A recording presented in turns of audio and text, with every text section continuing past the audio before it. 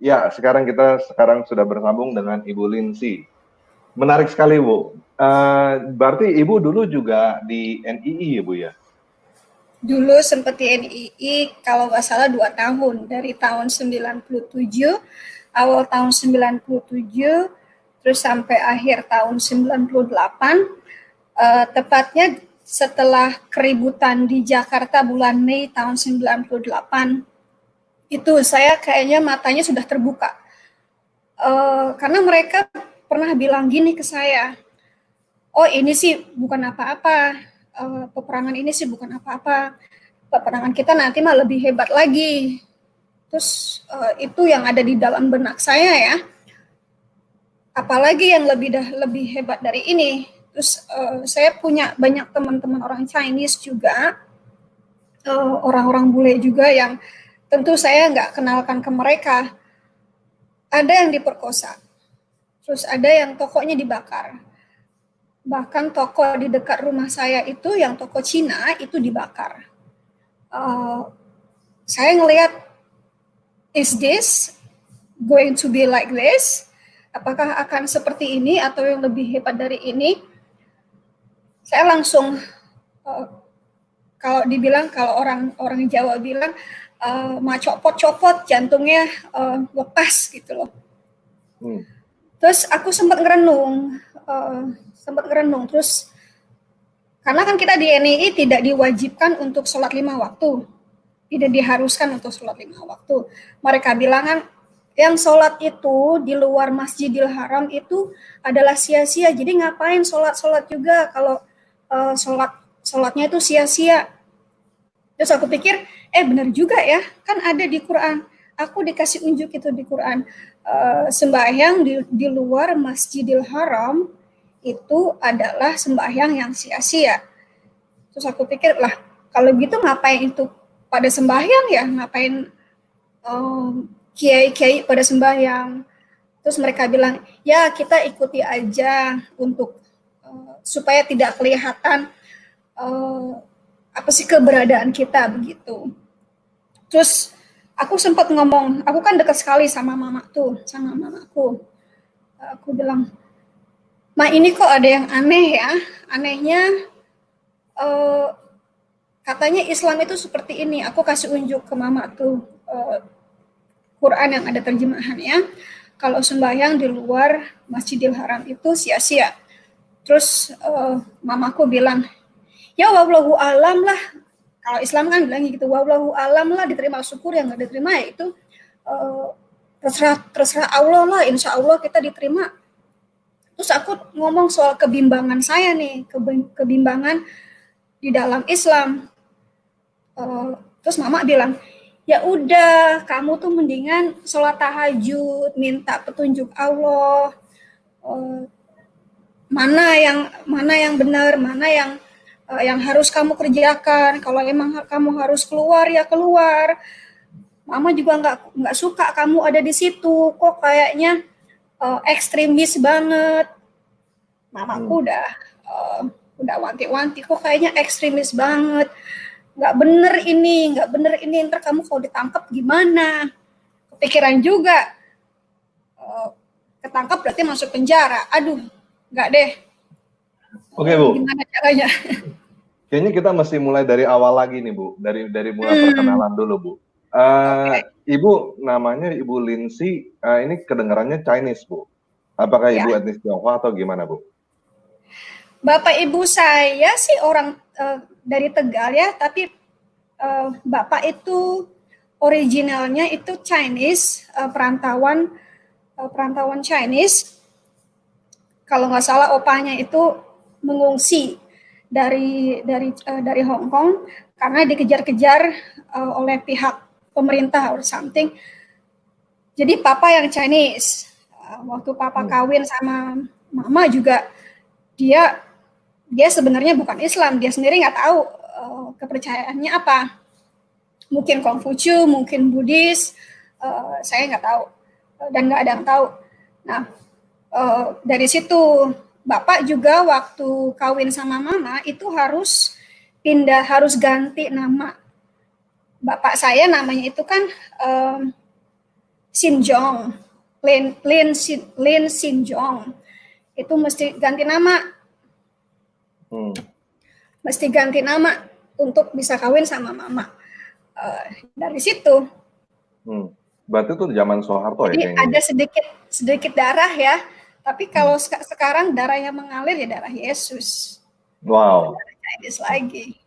Terus berarti ibu yang Muslim ya, Bu? Ini kok suaranya nggak kedengeran ya? Mas, bentar ya, Pak. Udah kedengeran, Bu? Udah kedengeran sekarang? Lagi suaranya nggak kedengeran nih. Udah kedengeran sekarang, Bu? Tes.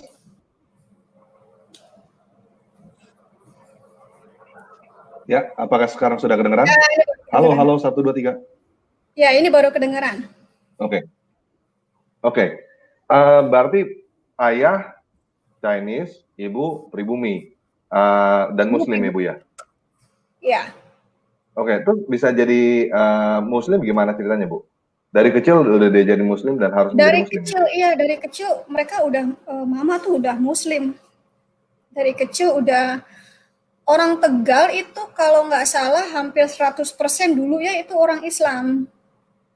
Gitu. Terus bisa masuk ke organisasi itu gimana, Bu? Kenapa, Pak? Ini suaranya kok putus ya? Bisa masuk ke organisasi NII itu gimana ceritanya? Oh, bentar. Waktu itu teman SMP saya kasih nama aja nggak apa-apa ya. Saya punya teman SMP, dulu teman dekat, tapi bukan pacar ya, teman dekat aja. Itu namanya Sarjono. Tinggalnya itu di Kelapa something itu, aku lupa tinggalnya itu di Jakarta Timur lah tinggalnya.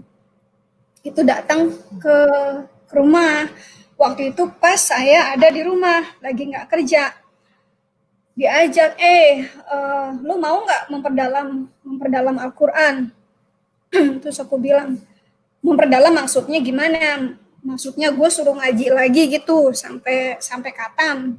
Terus dia bilang, oh enggak, kita memperdalam artinya, terus memperdalam kisah-kisah, bukan kisah Rasul, jadi sunnah Rasulullah. Terus gue bilang, ayo boleh. Terus kita bikin janji deh untuk ketemuan di halte. Selalu tuh ketemuannya di halte yang ada telepon umumnya. Gitu. Terus saya diajak itu kalau nggak salah di daerah Lenteng Agung. Tapi saya masih ingat exactly di mana lokasinya. Di daerah Lenteng Agung. Itu kayaknya kos-kosan anak kuliahan gitu ya. Terus saya tanya, ini kok kosan anak kuliahan ya? Kok kayaknya sepi-sepi amat sih? Terus dia bilang, oh ya ini kos-kosan kita, tapi bukan markas kita. Pas dia bilang markas, aku agak ada yang miring gitu loh. Apa maksudnya nih markas? Terus tapi aku nggak tanya, keep going aja. Gitu.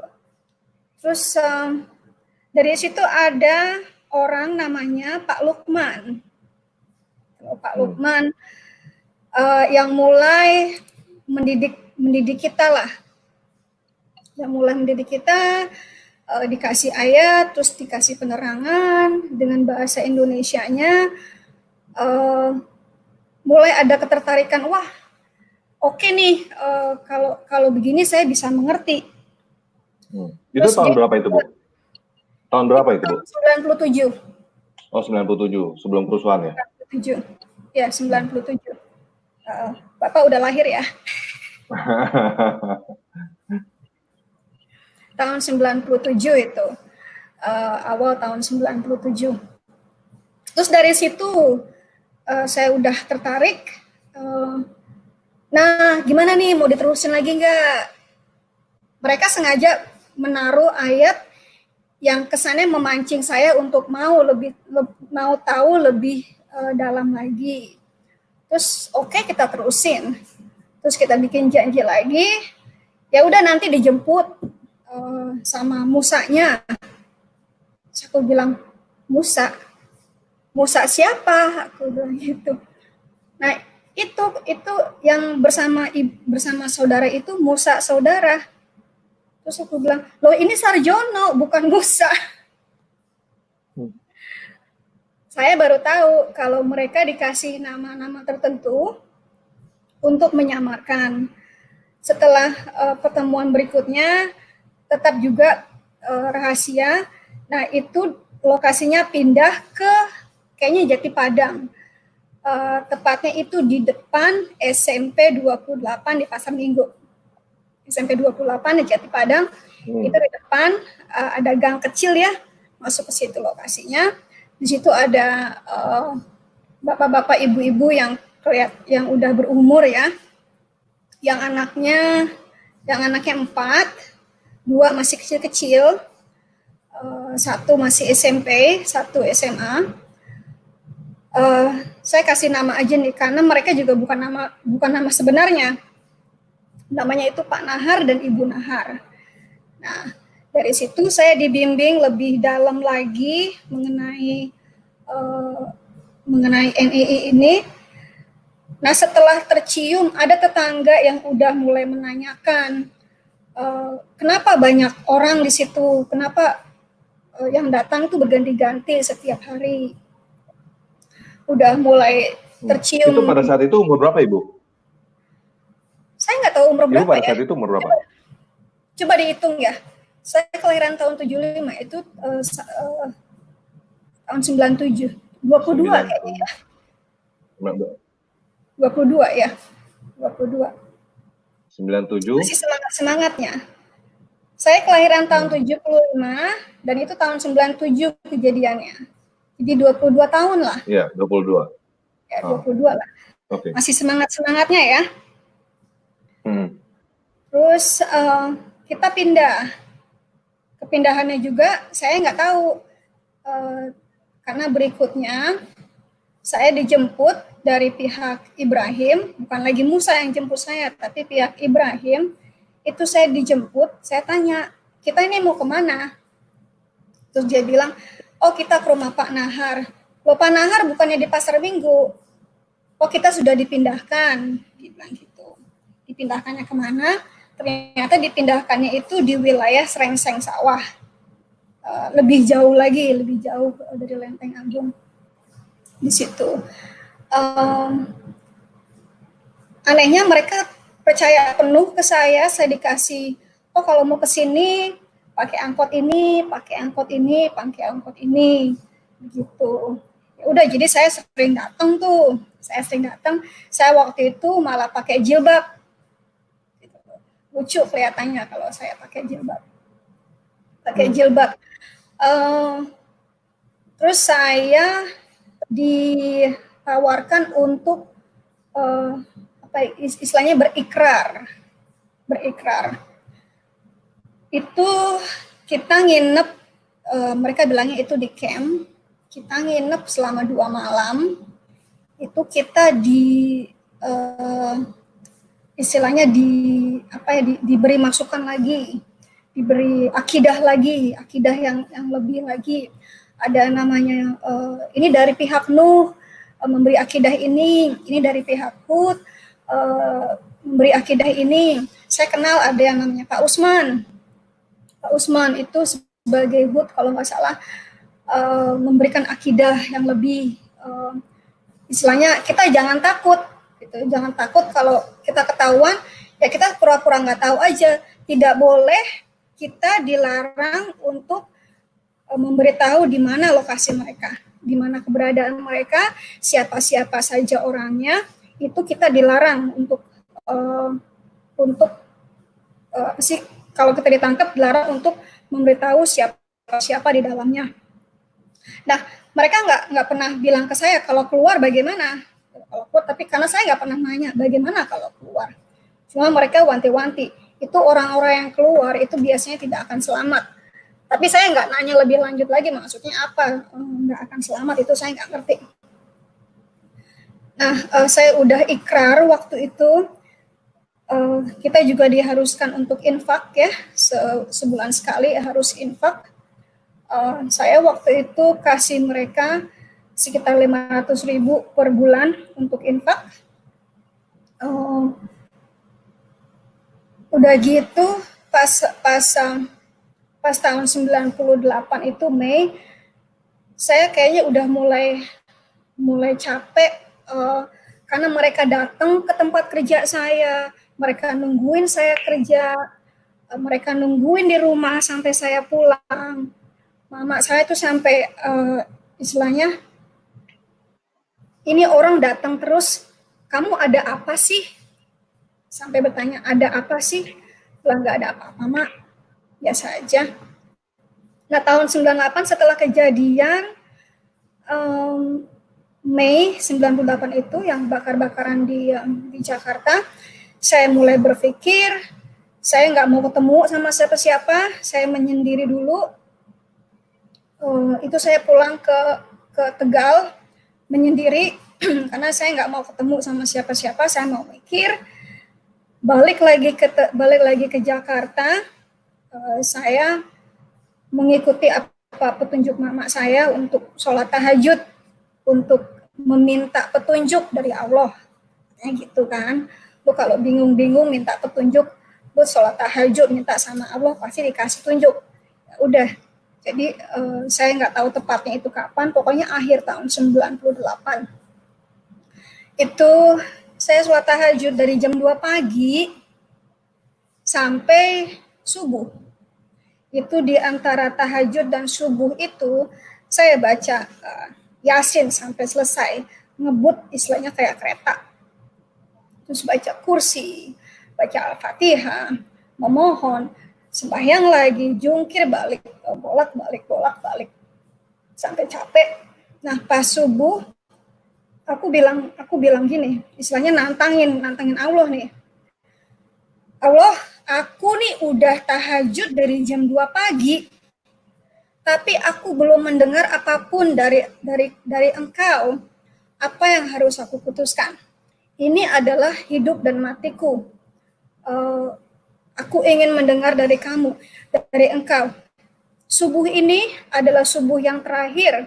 Kalau Engkau tidak menunjukkan siapa diri Engkau, kalau aku tidak diberikan petunjuk kemana, mana yang harus aku pilih, keluar dari NII atau terjun terus sampai akhir.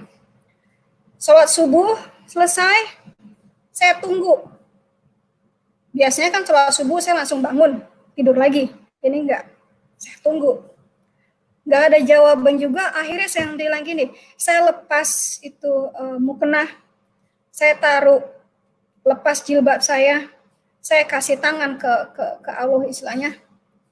Lu nggak kasih jawaban gue keluar. Gue nggak mau tahu lagi urusan lu, gue nggak mau sembahyang lagi, gue nggak mau puasa, gue nggak mau ikutin semua apa lu kata, gue keluar, hari ini juga gue keluar. Mama sampai bangun, ribut-ribut, karena saya ribut sendiri. Ada apa sih kok kamu ribut-ribut sendiri? Terus aku bilang, enggak Mak, enggak ada apa-apa. Udah gitu aja. Besoknya saya enggak sembahyang. Saya udah enggak mau sembahyang. Mama bingung, kamu kok enggak sembahyang? Terus aku bilang lah, emang dari dulu juga kan di NII enggak boleh sembahyang. Loh kamu katanya udah keluar, berarti kamu sembahyang lagi dong. Terus dia bilang, Mak ngapain sembahyang lagi, kalau sembahyang juga dibilangnya sia-sia. Terus udah Mama diam aja tuh. 2 hari, 3 hari, 4 hari, terus sampai udah keluar dari 98, itu pas masuk puasa, itu saya sebenarnya udah keluar dari, udah menyatakan keluar. Saya udah mulai bergaul lagi dengan teman-teman saya yang dulu, yang teman-teman saya orang bule, yang teman-teman saya orang Chinese, saya udah gabung lagi, udah bergaul lagi dengan mereka. Saya udah mulai pacaran lagi. Terus ibu saya itu sampai nangis karena saya menyatakan saya keluar dari Islam, bukan hanya keluar dari NII, tapi juga keluar dari Islam. Saya nggak mau sembahyang, saya nggak mau puasa, saya nggak mau apapun yang berhubungan dengan Islam. 2 hari mamaku nangis. Kamu kok tega sama mama? Kamu mau jadi orang kafir, kamu mau jadi orang murtad. Kamu nanti masuk neraka. Terus aku bilang, Mak, neraka masih jauh, saya masih muda. Nanti kalau udah tua, saya baru tobat. Saya bilang gitu. Oh, udah habis gitu, back to life, tapi mama selalu diteror sama mereka. Mereka selalu datang nanyain saya, nanyain gimana keberadaan saya, kapan saya balik. Nah, saat itu saya udah lompat sana lompat sini, saya udah keluar negeri, udah pacaran lagi dengan orang Belanda, dan saya ngomong ke dia soal NII ini dan ketakutan saya yang dikejar-kejar. Dia tanya ke saya, kalau kamu saya biayain kuliah sekolah di Singapura gimana? Terus aku bilang, oke, deal. Jadi dia yang biayain aku sekolah di Singapura. Aku nggak bilang sama ibu, aku nggak bilang sama orang tua, udah kabur begitu aja. Tapi ada penyesalan juga saya nggak bilang sama orang tua. Karena find out setelah 6 bulan saya di Singapura, bapak itu masuk rumah sakit karena stres.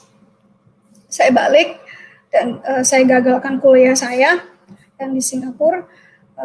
Tapi saya mesti nggak bisa berada di sini.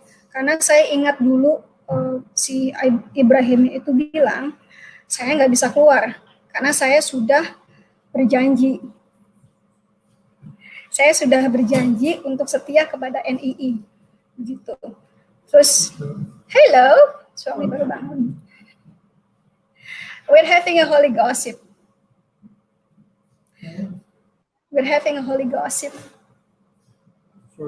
Say hello. We're having a holy gossip. Sorry. Holy gossip. Yeah, holy gossip. Sorry. Yeah, we are having in the prayer closet and being holy. We're talking about the Lord. We're talking about the good things, not talking about the bad thing. That's why it's a holy gossip. I already got your coffee on the table.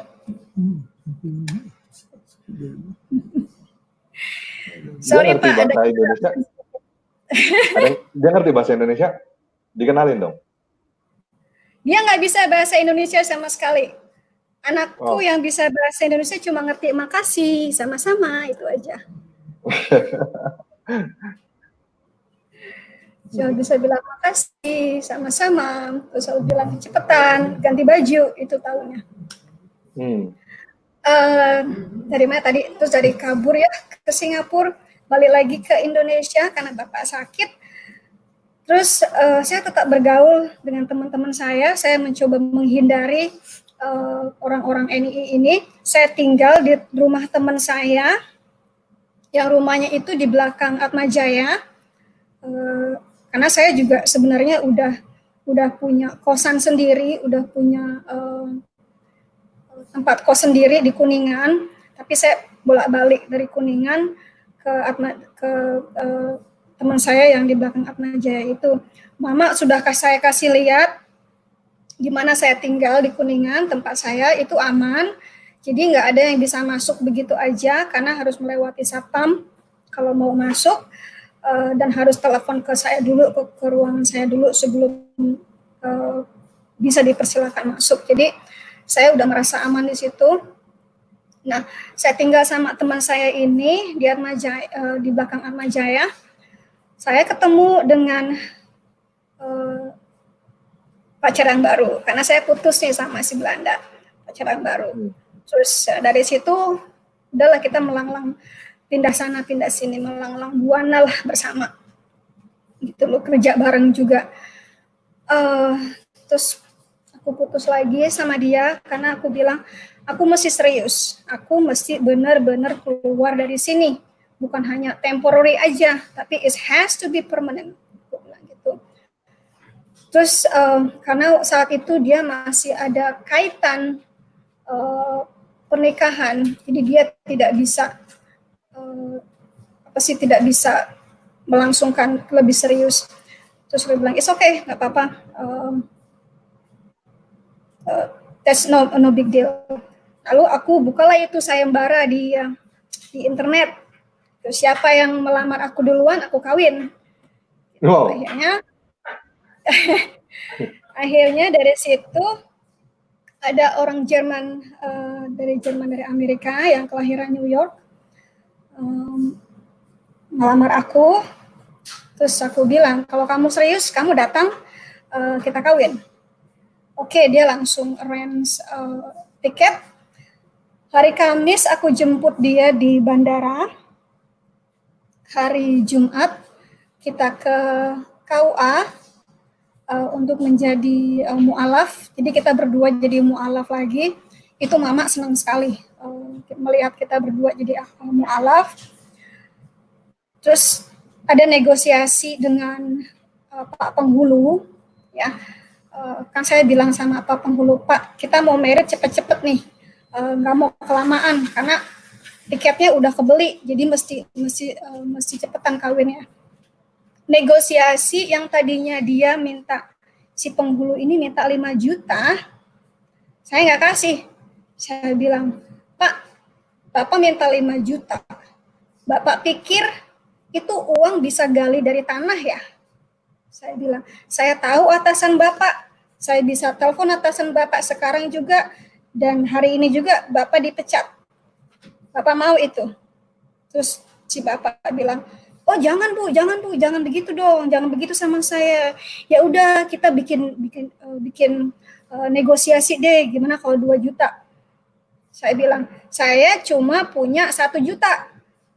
Kalau mau diambil, kalau nggak mau, nggak apa-apa. Saya telepon bos Bapak. Si penghulunya setuju. Akhirnya ditawarin, gimana kalau besok jam 10 pagi hari Sabtu? Aku bilang, boleh. Jam 10 pagi, besok kita nikah.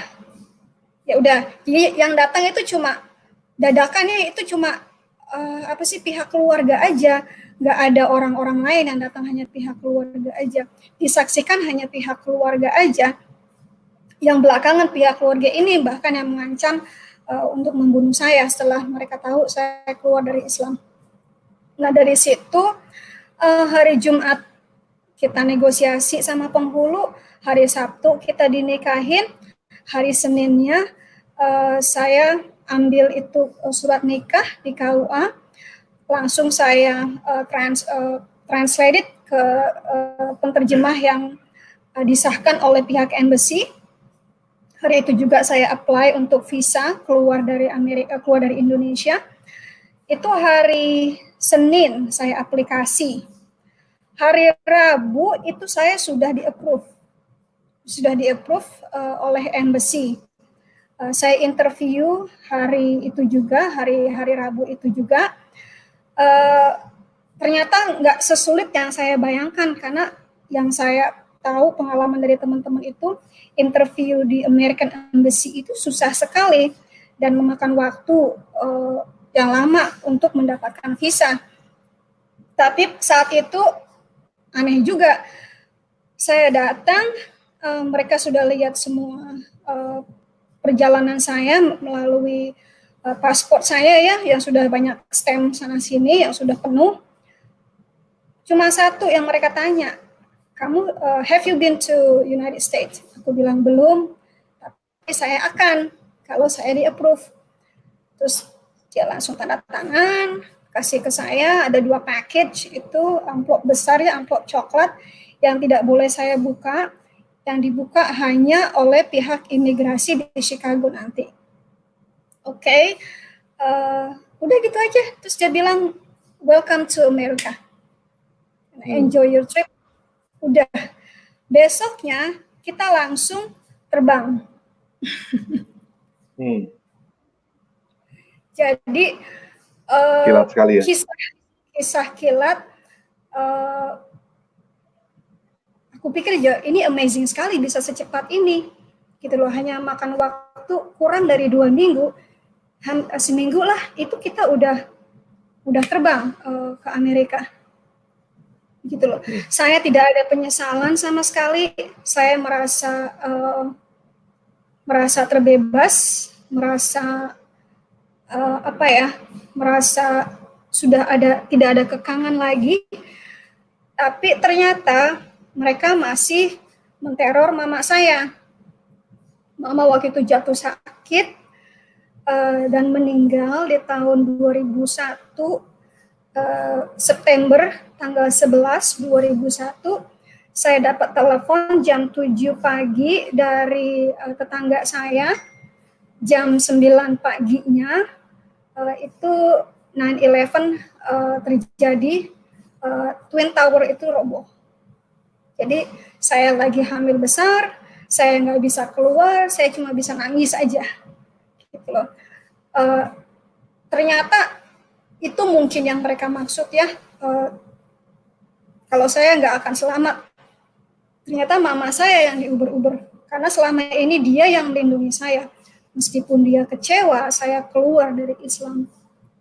Tapi tetap dia melindungi saya dari kejaran-kejaran orang-orang ini. Begitu loh, Pak. Wow. Nah, sekarang saya di sinilah menetap di sini, menjadi warga sini, menjadi warga negara Amerika. Saya sudah lepas semua, istilahnya cuma saya dibekali Quran waktu itu, dibekali Quran oleh mama saya. Dia bilang, pokoknya kamu bawa aja deh buat selamat-selamat, buat istilahnya buat kalau kamu kangen-kangen baca.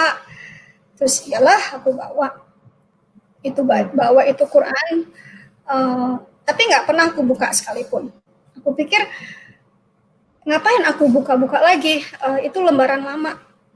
Saya nggak mau balik ke lembaran yang berikutnya, ke lembaran yang lama. Saya mau terus. Tapi waktu itu saya belum ketemu Yesus Kristus. Saya masih agnostik, saya masih mentuhankan diri sendiri. Yang penting gue untung, yang penting ini gue, yang penting gue, itu aja. Jadi mementingkan diri sendiri aja. Kalau gue happy, Tuhan ya happy. Tuhan yang mana, gue nggak tahu. Gitu. Berarti pada saat ibu keluar itu nggak ada hubungan sama Kristen sama sekali ya? Waktu itu juga ibu nggak tahu sama sekali sama Kristen? Nggak ada.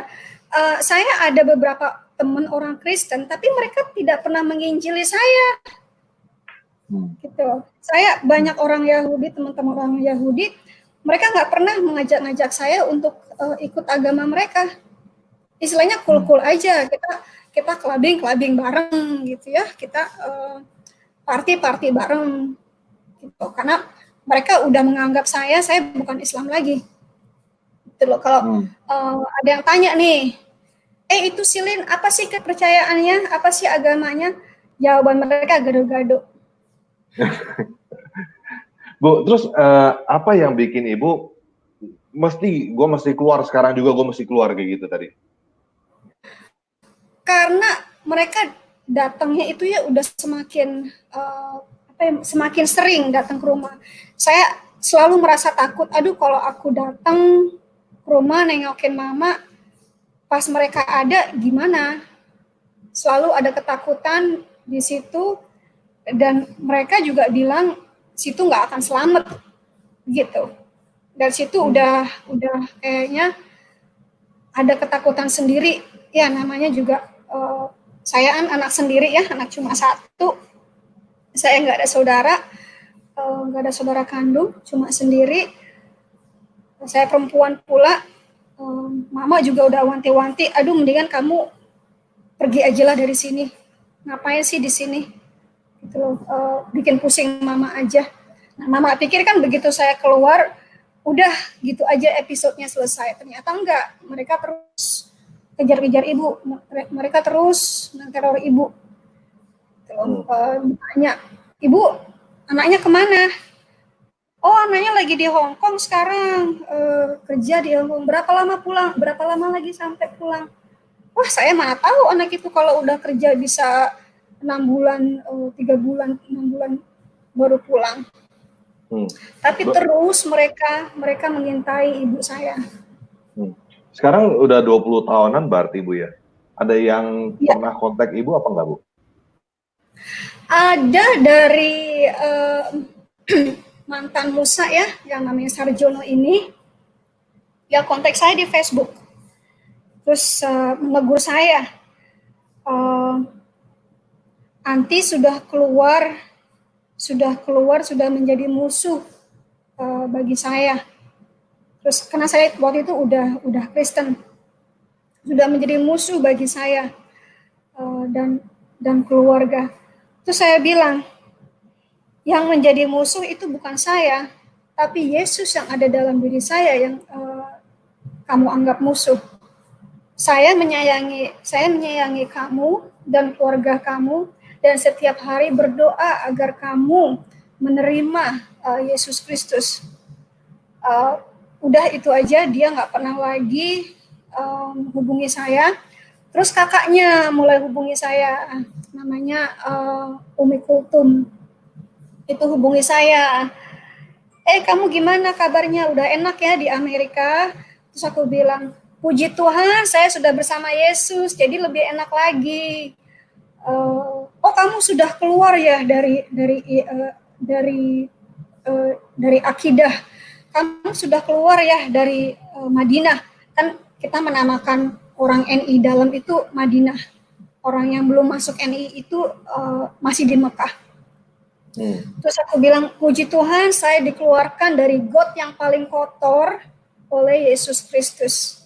Mungkin dia nggak suka dengan perkataan saya. Terus habis itu dia disconnect saya, unfriend saya di Facebook. Nah, saya juga dapat makian-makian dari teman-teman SMA saya.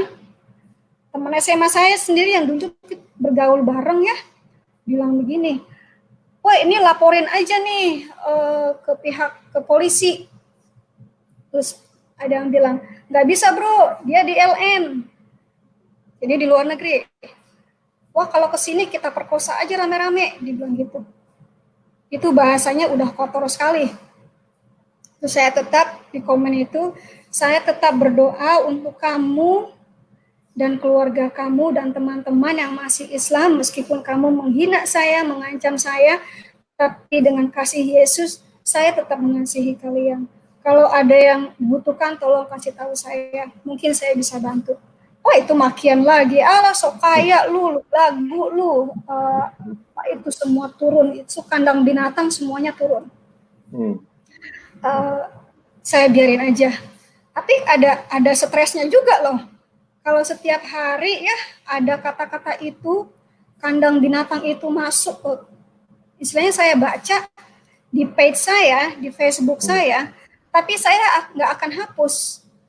Istilahnya biarkan ini menjadi memori, mengingatkan saya betapa mereka membenci Kristus di dalam saya.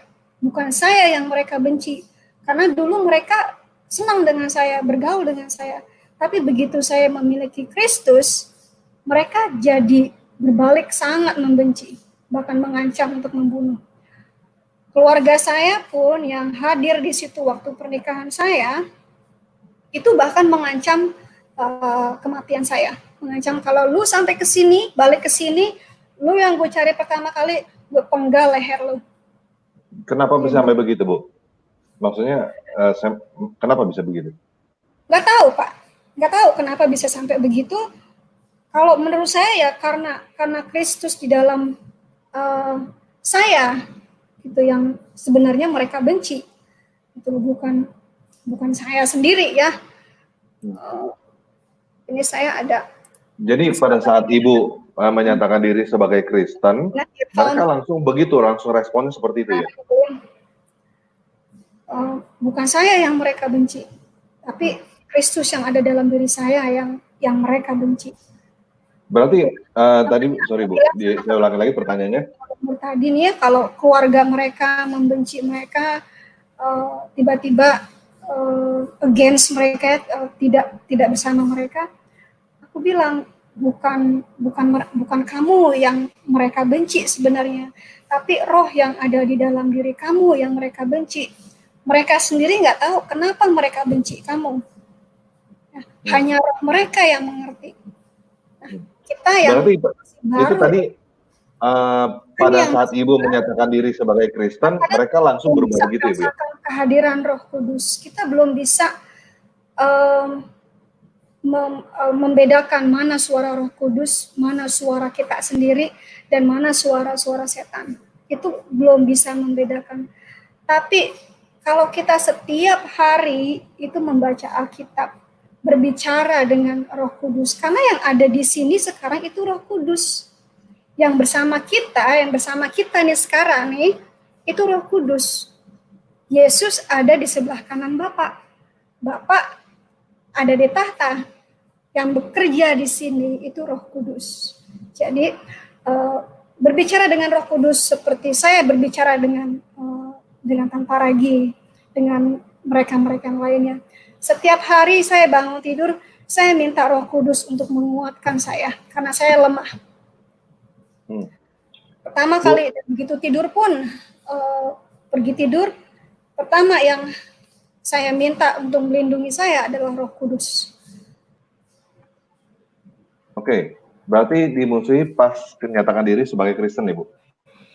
Iya, mereka memusuhi saya di saat saya proklaim saya sebagai pengikut Kristus, dan saya mulai taruh itu firman-firman Tuhan di Facebook saya memulai memuji-muji nama Yesus, dan saat itu karena saya belum banyak tahu soal Kristen,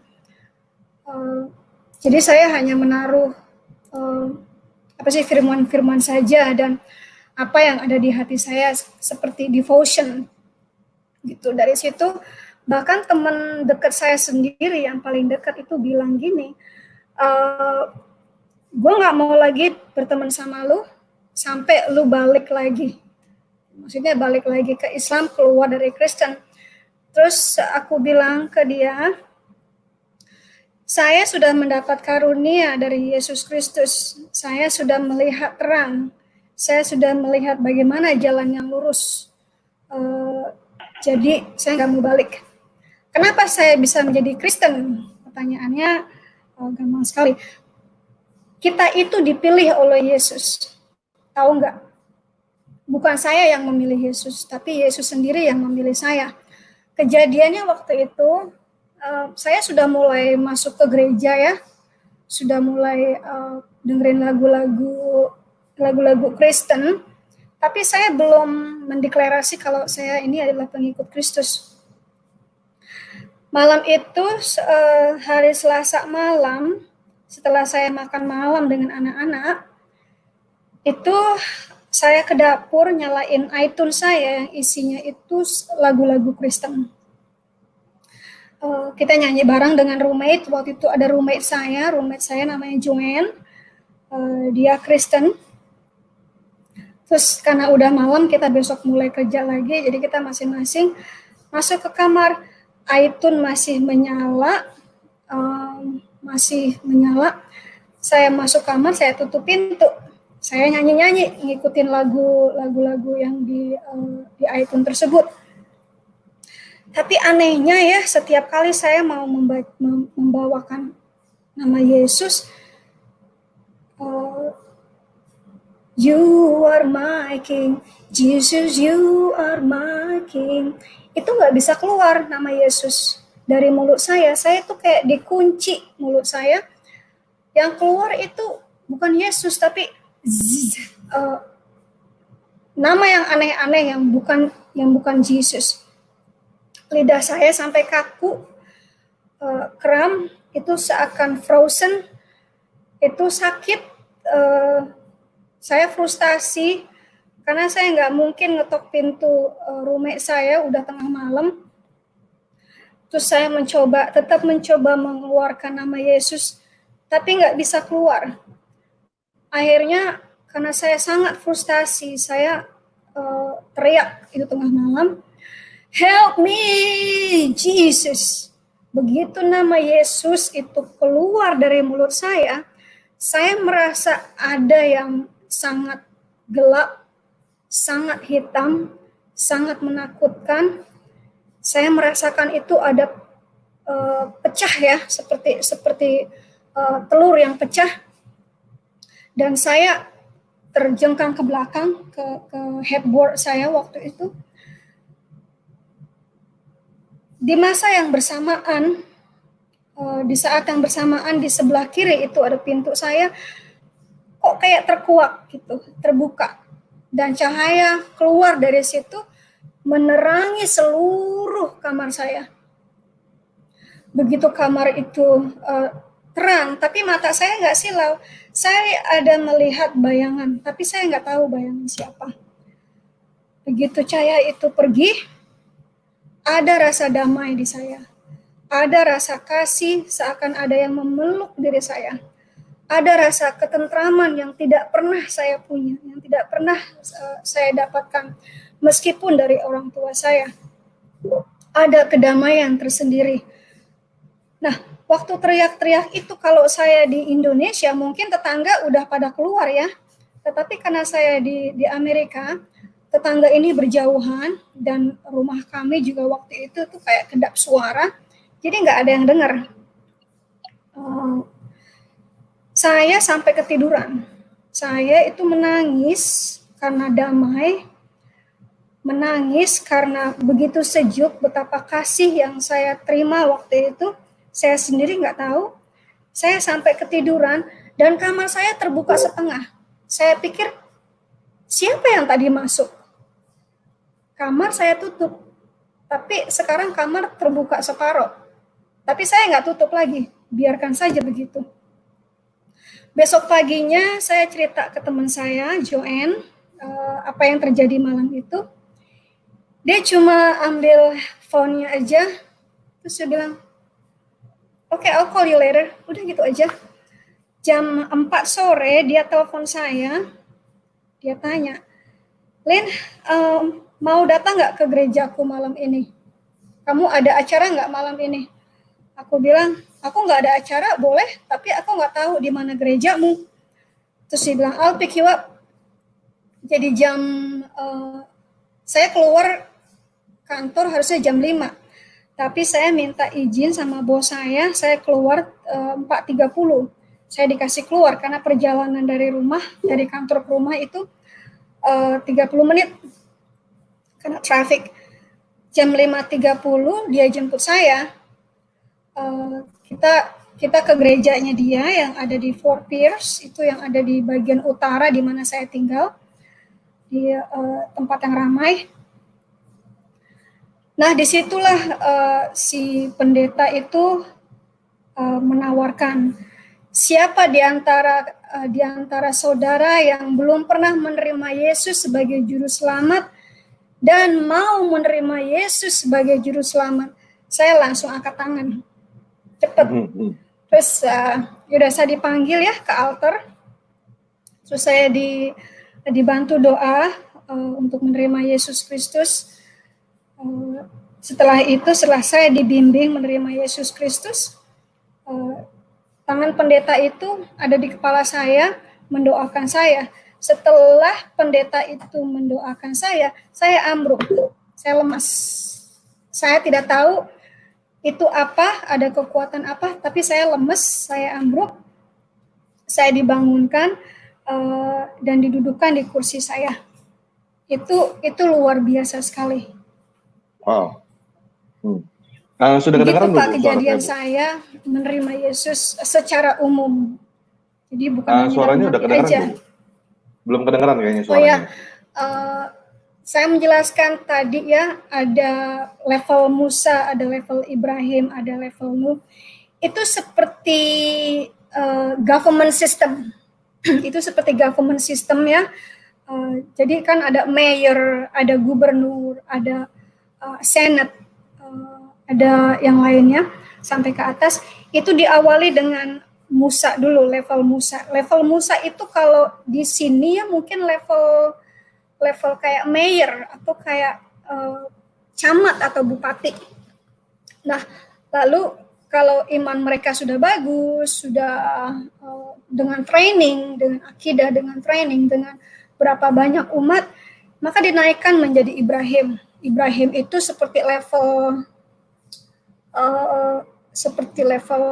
apa ya? Kayak kayak governor, mungkin di bawah lagi, mungkin di bawah governor. Di situ. Terus naik lagi ke bagian Nuh. Nuh itu sudah governor. Nuh, lalu ada Hud. Setelah itu saya nggak tahu. Kita dibagi-bagi wilayah. Waktu itu wilayah saya kan wilayah Lenteng Agung ya, dan sekitarnya termasuk Srengseng Sawah dan Pasar Minggu. Nah, ada lagi wilayah lainnya yang kita nggak kenal, dan kita saat itu tidak boleh sebenarnya saling mengenal, tidak boleh saling membuka. Kamu ada di wilayah mana, saya ada di wilayah mana, dan status saya apa. Itu ada di wilayah Cibinong, ada di wilayah misalnya Ciputat, itu wilayahnya beda-beda. Tapi mereka bilang di Jakarta ini memiliki satu pemimpin, saya sendiri kurang tahu, tapi kemarin habis chatting dengan Ibu Fatimah, dia bilang, oh si Pak Usman ini ternyata itu kepala wilayah di Jakarta. Dari situ, jadi sangat terorganisasi, organisasi mereka itu sangat rapi, dan mereka uangnya banyak ya, mereka sudah mengumpulkan dana, mungkin sama besarnya dengan dana yang Indonesia punya, karena mereka tidak ngutang, gitu. Mereka semuanya dengan cash, gitu. Jadi ini yang patut kita bahaya ya. Lokasinya dulu saya itu pertama itu di daerah di depan SMP 28 Jati Padang. Coba ke daerah Pasar Minggu ya. SMP 28 Jati Padang. SMP 28 Negeri Jati Padang. Di situ. Oke, di depan jalan itu ada gang kecil. Ada gang kecil ya. Ya, itu SMP 28. Ya, di situ. Di situ lokasi di depan SMP 28 itu ada gang kecil. Wah, sekarang udah berubah ya. Udah berubah sekali ini. Nah, saya ingat itu haltenya. Di depan halte itu kalau nggak salah ada gang kecil. Gang kecil masuk ya. Di situ udah berubah sama sekali. Sudah berubah sekali. Salah kali. Jakarta sudah berubah, saya sudah nggak kenalin loh. Itu awalnya waktu saya dididik, lalu pindah ke daerah Srengseng Sawah, itu kalau nggak salah dekat dengan satu institut, sekolah teknik, itu ada di pojokan itu sekolah teknik, tadi jalan apa? Itu Jalan Raya Pasar Minggu ya kalau nggak salah itu ya, atau Jalan Raya Jati Padang, itu nggak salah. Kalau yang di Lenteng Agung itu saya lupa jalannya. Itu lokasinya di dekat Institut Teknik, apa sih namanya? Saya lupa. Sering ke situ tapi saya lupa namanya. Itu ada di pojokan Institut Teknik yang ada di Srengseng Sawah. Lokasinya dekat-dekat dengan situ. Tapi mereka berganti-ganti loh tempatnya. Jadi kalau sudah kelihatan dicurigai oleh warga sekitarnya, mereka langsung pindah. Gitu. Jadi tidak pernah ada di satu tempat itu dalam waktu yang lama. Mungkin 2-3 bulan setelah ketahuan kecurigaan tetangga sekitarnya, itu mereka langsung pindah. Jadi tempat itu tidak akan pernah hanya satu, tapi berpindah-pindah. Kalau di sini kan dibilangnya cells ya, cellsnya itu berpindah-pindah. Pusatnya sendiri saya nggak tahu di mana. Gitu. Setahu saya ada di Jati Padang, tapi karena waktu itu mata kita kan ditutup ya, tidak boleh melihat. Terus kita di mobil yang kita gelap, jendela ditutup, ada korden ya, jadi tidak bisa melihat sekitarnya. Tapi saya ingat itu di sekitar Jati Padang, sentralnya. Tapi mungkin udah pindah lagi. Nah, jadi buat saudara-saudara nih yang melihat ada kecurigaan tetangga baru, misalnya kok banyak orang lain masuk, banyak orang baru, anak-anak muda itu berkumpul di situ ya, mungkin kecurigaan Anda benar, maka cepat-cepat aja lapor ke polisi. Mungkin kecurigaan itu benar, dan itu bisa istilahnya memotong jalur mereka. Karena mereka takut sekali dengan pihak-pihak kepolisian. Gitu loh. Mereka sangat tidak mau ditangkap. Tapi menurut Bu Fatimah ya, itu bahkan pemimpinnya sudah menerima Kristus. Itu puji Tuhan sekali. Banyak pihak-pihak yang di daerahnya si Ibu Fatimah itu sudah banyak yang menerima Kristus. Kalau di saya nggak tahu, karena saya banyaknya dengan anak-anak UI dan anak-anak Gajah Mada, bukan Gajah Mada, Gunadarma waktu itu. Nah, saya nggak tahu apakah mereka sekarang menerima Kristus atau bagaimana, saya nggak tahu. Karena saya udah nggak mau tahu, misalnya cuci tangan, saya nggak mau berhubungan dengan mereka, saya tutup buku, saya tutup pintu, saya mau hidup saya dan seterusnya. Nah, sekarang saya menerima Kristus, saya go ahead move on with Christ. Gitu. Tidak mau lagi melihat ke belakang, tapi saya selalu berdoa untuk mereka. Oke. Bu, udah saya selalu berdoa untuk mereka agar mereka menemukan jalan yang mereka setiap hari itu berdoa. Mereka kan setiap hari berdoa, ihdinas siratal mustaqim, tunjukkan kami jalan yang lurus. Nah, kalau berdoanya dalam nama Allah, kamu nggak akan ditunjukin. Jadi tantangan saya nih ya, buat kalian yang setiap hari masih berdoa, ihdinas siratal mustaqim, ya, coba di belakangnya ditambahin dalam nama Yesus. Wow.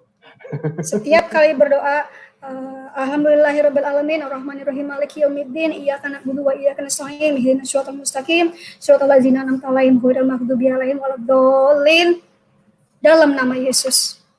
Jangan pakai amin, langsung saja dalam nama Yesus. Pasti kamu akan ditunjukkan. Wow. Gitu. Ada lagi, Pak? Bu, coba baca lanjutannya Al-Fatihah tadi dalam bahasa Indonesia. Oh, saya nggak tahu. Saya sudah nggak punya Al-Quran, dan saya sudah tidak mau tahu apa yang ada dalam Al-Quran. Sorry, saya bukan orang Arab, dan saya tidak berbahasa Arab. Anda juga bukan orang sini, bukan orang Amerika, dan Anda tidak berbahasa Amerika, kan? Gitu. Jadi, coba Bapak buka sendiri itu Al-Fatihah dalam bahasa Indonesia. Ini ada yang bertanya, Bu. Tadi Ibu bilang tempat sayembara suami. Pertanyaannya yang mualaf itu suami Ibu yang sekarang juga, bukan? Suami Ibu yang sekarang? Lagi ya? Ya. Putus suami lagi? Saya, ya suami, enggak, sekarang saya bisa dengar, tapi agak putus-putus. Suami saya yang sekarang ini pendeta, jadi kepala pendeta. Dengan suami saya yang pertama itu saya bercerai ya, karena kasus kekerasan dalam rumah tangga. Karena biar bagaimanapun juga itu roh Islam yang masuk ke dia, yang dia secara nggak sadar itu menguasai diri dia. Jadi dia ada keinginan juga untuk, wah kalau di Islam kan gue boleh punya istri lebih dari satu. Kalau gitu gue tinggal di Indonesia nanti punya istri lagi. Dia udah mulai ada keinginan begitu, dan kelakuannya sama saya sudah mulai aneh ya, seperti kelakuan orang Islam yang banyak duit ya, kebanyakan yang semena-mena sama istri. Terus udah mulai mengancam saya, kalau saya bunuh kamu nggak akan ada yang tahu, karena kamu nggak ada siapa-siapa di sini. Dari situ udah lampu merah. Itu saya udah konsultasi dengan pihak-pihak shelter, pihak-pihak kemanusiaan di sini. Begitu. Oke, Bu, ini ada pertanyaan dari pejuang salib. Apakah ada kegiatan seks menyimpang di kultus yang Ibu jalani saat itu? Mungkin maksudnya di NII ya? Saya tidak melihat itu ya. Saya tidak melihat ada penyimpangan seksual dari situ. Tapi saya melihat teman saya yang teman saya yang anaknya Pak Nahar ini, suaminya adalah seorang Ibrahim, itu digebukin setiap hari. Jadi kalau nggak dikasih, kalau seksualnya nggak dipenuhi, itu dia digebukin sampai bilur-bilur. Saya kasihan sekali sama dia, tapi mau bilang apa ya? Gitu. Saya pikir, wah kalau saya kawin sama mereka juga mungkin begini nanti akibatnya. Gitu. Tapi saya nggak melihat ada kegiatan seks yang menyimpang, yang aneh-aneh ya. Oke. Ibu berarti sekarang udah kedengaran jelas ya Bu ya suaranya Bu? Udah bagus sekali. Oke, berarti kita bisa undang ya sekarang ya. Boleh, silakan. Oke, sekarang kita undang ya teman-teman. Jadi gini, rules-nya adalah satu orang satu pertanyaan ya, supaya kita nggak terlalu ini juga. Dan kita akan coba sebisa mungkin, maksudnya sampai Bu Lindsay, kalau Bu Lindsay nggak bisa dengar lagi ya terpaksa gitu. Bu, sambil yang tadi Bu, saya penasaran Bu, lokasinya di mana Bu? Lokasinya, kan saya bilang lokasinya pindah-pindah, tapi itu lokasi sentralnya itu saya kalau nggak salah di Jati Padang, itu lokasi sentralnya. Di dekat SMP Negeri 28. Ini SMA sih Bu, adanya Bu. Ini SMA Negeri 28, coba ya. Mungkin udah ganti SMA, saya nggak tahu, tapi saya tanya itu SMP Negeri 28. Karena udah lama sekali ya. Iya, mungkin udah berubah sih. Oke, kita udah ada beberapa orang nih Bu. Boleh. Halo Sam, silakan. Halo, malam Bu Lin. Malam Pak Sam. Saya teringat tuh teman saya yang 10 tahun yang lalu. Oh, berisik sekali Pak. Halo, dengar Bu? Iya, dengar, tapi berisik sekali. Ya, langsung ke pertanyaannya Pak, soalnya berisik sekali suara Bapak di situ. Oh ya, ini ingat jadi teman saya itu yang istrinya kabur dari rumah, katanya ikut pengajian, apakah mungkin ini kali ya? Kemungkinan Pak. Kalau dibilangnya pengajian, iya. Itu mereka dalihnya pengajian, ya.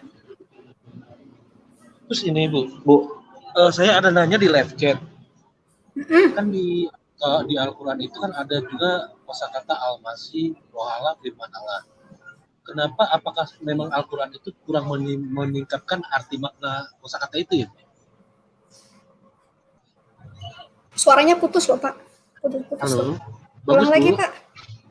Kalau di Al-Quran itu kan ada, ya, kalau di Al-Quran ada kata al-masih, firman Allah, roh Allah. Terus kenapa menurut pengalaman Ibu, kenapa sulit menemukan arti makna kosakata tersebut? Apakah Al-Quran memang kurang menyingkapkannya, itu kurang menjelaskannya? Saya nggak tahu banyak soal Arabnya ya. Dan waktu saya di Akidah juga tidak ada sama sekali menyinggung-nyinggung masalah Isa Al-Masih. Jadi yang mereka fokuskan adalah jihad. Yang mereka fokuskan adalah kita memerangi orang-orang yang masih ada di luar NII itu. Jadi fokusnya ke situ, bukan mereka nggak kasih kita soal Isa Al-Masih, nggak kasih kita soal penerangan kita perbedaan language, itu tidak dikasih penerangan ke situ. Jadi fokusnya konsentrasi di jihad aja ya. Ya, konsentrasi fokusnya di jihad. Jadi lebih dominan ke politiknya Bu ya. Oke, makasih Pak. Oke, makasih, tambah lagi. Makasih Pak. Makasih Bu Lin. Bu, mau nanya Bu, apakah NII ada hubungannya dengan FPI atau HTI atau gimana gitu Bu? Saya kurang tahu apakah ada hubungannya dengan FPI atau tidak, karena waktu itu kan FPI belum didirikan ya, masih belum ada itu FPI. Tapi saya ada kecurigaan setelah saya melihat bagaimana kondisi politik di Indonesia, saya ada kecurigaan kalau NII ini sebenarnya diboncengi oleh pihak NII. Jadi diboncengi dengan dananya, dengan istilahnya dengan akidahnya, dengan ideologinya. Tapi karena NII ini kan bukan orang-orang yang kasar ya, yang mau secara terbuka menyerang, tapi menyerangnya dari dalam. Jadi menyusup dari dalam. Jadi setahu saya NII itu sudah menyusup ke dalam negeri Indonesia sampai ke pemerintahannya sekalipun. Karena saya tahu banyak orang-orang pegawai negeri yang member bahkan sudah menjadi pemimpin-pemimpin di NII. Gitu, Pak. Oke, silakan Sasuke. Halo Sasuke, silakan. Halo Sasuke, silakan. Oke, kita lanjut ke Leo Ferdinand dulu berarti. Silakan Leo. Halo, selamat malam Bu. Selamat malam Tante Ragi dan ya selamat siang Bu di sana. Di sini malam. Bu, saya mau tanya ya, waktu itu Ibu waktu dihubungi dengan saudara-saudara atau teman-teman yang ngancem-ngancem mau bunuh Ibu lah apa segala macam ya. Ibu apakah pernah diskusi nggak Bu sama mereka gitu bertanya, ini kan setelah Ibu Kristen ya, Ibu bertanya apakah menurut kalian, jadi menurut saudara-saudara Ibu, kalian sebagai umat Islam dan saya sebagai sekarang ada di Kristen, apakah kita berdoa kepada Sang Pencipta yang sama? Apakah kita berdoa kepada sosok Tuhan yang sama gitu? Ibu coba tanya, pernah nggak nanya kayak begitu ke mereka? Dan mestinya kan buat orang Islam mereka menganggap bahwa sosok yang disembah oleh orang Kristen itu sebenarnya sama dengan sosok yang disembah sama orang Islam. Menurut orang Islam begitu ya. Tapi sebagian besar orang Islam menganggap begitu. Tapi kita orang Kristen kan tahu bahwa sosok Tuhan kita itu beda dengan Allah SWT. Nah, cuman kalau mereka menganggap bahwa sosok yang kita sembah orang Kristen itu sama dengan sosok Allah SWT, kenapa juga mereka mesti mempeributkan gitu loh bahwa Ibu sekarang berubah menjadi Kristen gitu loh Bu. Kalau Ibu pernah diskusi seperti itu ya dengan mereka, tentu aja kalau nggak pernah diskusi atau nggak pernah apa ya, kita nggak tahu jawabannya gitu loh. Apakah pernah gitu Bu Ibu menanyakan seperti itu dan mungkin kalau nggak pernah nanya, apakah dulu waktu Ibu di Islam pernah nggak Ibu memandang orang Kristen itu berdoa kepada Allah yang sama nggak? Berdoa kepada Tuhan yang sama nggak dulu Bu? Soalnya kan nabi-nabinya sama tuh. Nabi-nabi Kristen itu dibilang nabi juga oleh Islam. Nah, kita berdoa kepada Tuhan yang sama atau Ibu nggak pernah memikirkan hal itu dulu? Saya jawabnya satu-satu ya. Ya. Waktu dulu saya masih Islam, bagaimana pandangan saya orang Kristen, apakah mereka menyembah Tuhan yang sama? Kalau menurut saya tidak. Saya waktu masih kecil, saya tahu sekali yang mereka sembah itu bukan Tuhan kita, bukan Allah Subhanahu wa Ta'ala. Tapi ada yang lebih besar dari itu. Nah, waktu saya debat dengan teman-teman ini, sampai mau ancam-ancam saya untuk mati ya, mereka sendiri mengakui kok kalau Tuhan yang disembah orang Kristen itu tidak sama dengan Tuhan mereka. Kalau sekarang nih mereka bilang Tuhan kita sama yang disembah, nabi-nabi kita sama, itu hanya politik mereka aja supaya mereka nggak diserang secara fakta. Gitu. Coba kalau kita lihat di silsilahnya Isa Al-Masih menurut Al-Quran ya, dan kita bandingkan silsilah Yesus. Oh, ada lagu ya. Iya, itu bagian tadi suara Ibu agak hilang sedikit ya Bu ya, tapi buat teman-teman Muslim ya, sayang sekali ya kalian sangat ignoran ya, karena udah berkali-kali disampaikan gitu loh bahwa segala macam cerita yang ada di Quran itu ngaco gitu ya, tentang silsilah Yesus lah, tentang kejadian-kejadian sejarah yang disebut anakronisme itu gitu. Tapi toh kalian ignoran, toh kalian juga tetap aja menganggap bahwa Alkitab atau tanahnya itu yang salah gitu ya, yang orang udah percaya 600 tahun sebelum Islam itu udah dipercaya orang, tahu-tahu ada Quran muncul kalian anggap itu yang benar. Nah, balik lagi Bu ke yang tadi Ibu bilang, Ibu lanjutin. Jadi mereka udah tahu sebenarnya bahwa Tuhan yang didoakan Tuhan yang disembah orang Kristen beda dengan Tuhan yang disembah orang Islam gitu. Terus Ibu nggak pernah tanya gitu loh, kalau gitu, kalau Tuhannya beda, nabi-nabi kalian itu, nabi-nabi Islam itu nabi-nabi apa gitu loh. Karena Tuhannya Musa itu udah jelas Yahweh gitu, dan bukan Allah SWT gitu. Sorry Pak Leo, saya masih cut soalnya ini udah menjauh kepanjangan ya Pak. Mana ya? Oh ya. Oke. Konsentrasi ke kesaksian Bu Lindsay ya. Oke. Makasih Pak Leo. Bu Lindsay, makasih ya. Makasih Kak Leo. Ya, mari. Halo Sasuke, silakan. Udah bisa belum sekarang? Halo Sasuke. Halo? Yo. Kedengeran? Ya, silakan. Oke. Thank you. Halo, shalom Bu Lindsay. Shalom Sasuke. Kedengeran Bu Lindsay? Ya, Oke, assalamualaikum warahmatullahi wabarakatuh ya Robika Yosua Al-Masiyah. Amin.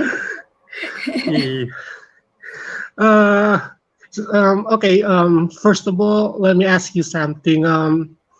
Because I used to live in the United States for half of my life, right? So, can I ask you something? Which state are you living now?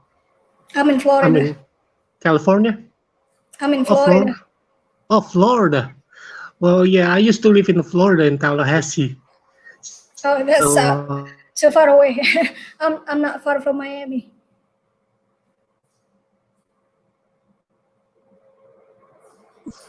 Christian religion, and then you accept Jesus Christ, as your Savior and your God. How do you feel when the first time you welcome? Suaranya agak tadi terputus Pak. Ya, agak keputus suaranya. Kayaknya intinya gini, yang Pak Sasuka tanya itu, how do I feel when the first time I walk with Jesus? Awal perjalanan saya dengan Kristus itu dengan bimbingan Roh Kudus dan bimbingan dari pendeta saya, pendeta Joyce waktu itu, dan juga roommate saya, Joanne. Itu saya dibimbing penuh. Setiap hari itu kita membaca Alkitab, setiap hari kita membedah the Bible. Saya banyak sekali pertanyaan, 1001 pertanyaan itu, karena saya sama sekali tidak mengerti Kristen itu seperti apa. Saya tidak pernah membaca Alkitab sebelum saya menerima Yesus. Yang saya baca adalah banyak sekali buku-buku historical tentang kekristenan, tapi bukan Alkitab, karena saya tidak bisa mengerti bahasa Alkitab. Nah, sekarang saya tahu kenapa orang-orang yang belum menerima Yesus, bagaimanapun mereka coba, mereka tidak akan bisa mengerti bahasa Alkitab, karena itu adalah bahasa roh. Maka saya waktu itu membaca banyak buku-buku sejarah yang saya dapatkan di library lokal. Itu saya banyak baca ke situ, itu aja. Lalu saya bandingkan dengan apa yang pernah saya terima. Karena saya udah nggak punya Quran sama sekali, sudah saya bakar. Dibakar? Dibakar, semuanya. Kalau di sini udah dianggap penistaan itu, Bu. Di sini mau bakar apa aja boleh. Oke, silakan Zakarnaik. Halo Zakarnaik, silakan. Itu dia. Terus saya akan bertanya sama Ibu nanti ya. Boleh ya? Boleh ya. Jadi untuk teman-teman Muslim, coba dibandingkan ajaran yang baik dan benar. Ini saya kutip salah satu perkataan Ustadz di TV. Jadi gini katanya. Salah satu nikmat yang ada di dalam surga adalah pesta seks. Mohon maaf, karena ini yang kita tahan-tahan di dunia. Disensor Pak. Oh, boleh. Disensor Pak. Soalnya ntar kitanya yang nggak dapat ini ya Pak. Disensor sama YouTube nanti. Nggak apa-apa. Oh iya. Ya betul. Juga sekalian saya menanggapi yang tadi Ibu bilang, pas ibu menyebut nama Tuhan Yesus, ibu rasakan kedamaian ya. Itu ya, bedanya. Betul. Beda Saya sekali, teringat Pak. itu bedanya. Kalau kita dilengkapi sama kuasa ilahi Tuhan yang benar, pasti ada kedamaian. Pasti itu. Benar, Pak. Tapi kalau kita dilengkapi atau didatangi sama yang namanya roh iblis, roh jahat, kita ingat kisahnya Nabi Antah berantah di salah satu gua itu, yang pas roh itu datang, dia bukan dilengkapi kedamaian, tapi malah ketakutan. Ketakutan, gitu kan? iya benar. Sampai dicekik, itu perbedaannya. Oke, jadi sekarang saya bertanya sama Ibu. Bu, saya teringat tadi. Halo? Yang Ibu. Halo? Oh? Keputus Pak, suaranya Pak tadi. Saya mau bertanya sama Ibu Linsi. Yang tadi Ibu bilang, setiap bulan Ibu berinfak 500.000 untuk jaringan ini ya. Ya. Itu apa ya? Kalau setiap orang, mungkin maksud saya sebanyak apa sih anggotanya kok sampai Ibu bilang mereka punya dana yang bisa sampai kira-kira kalau bisa kita bandingkan udah banyak banget, malah bisa sama gitu ya sama kekayaan gimana gitu kan.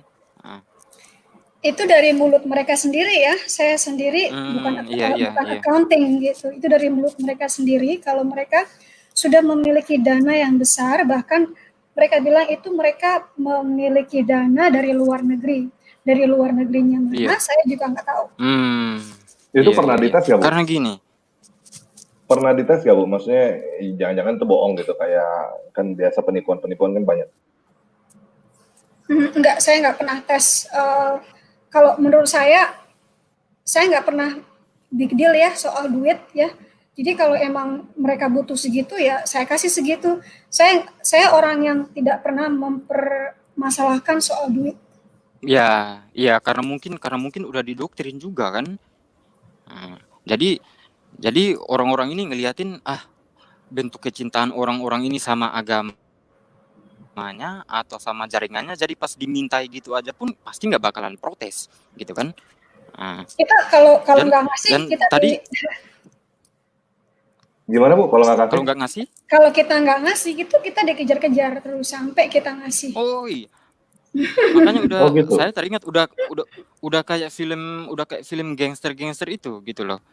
Jadi rekrut kalau berani keluar dikejar habis-habisan. Kalau mau masuk dijanjikan dapat ini, dapat itu gitu kan. Kita dikasih beras tiap bulan, Pak. Iya. Terus saya mau menanggapi yang terakhir, yang tadi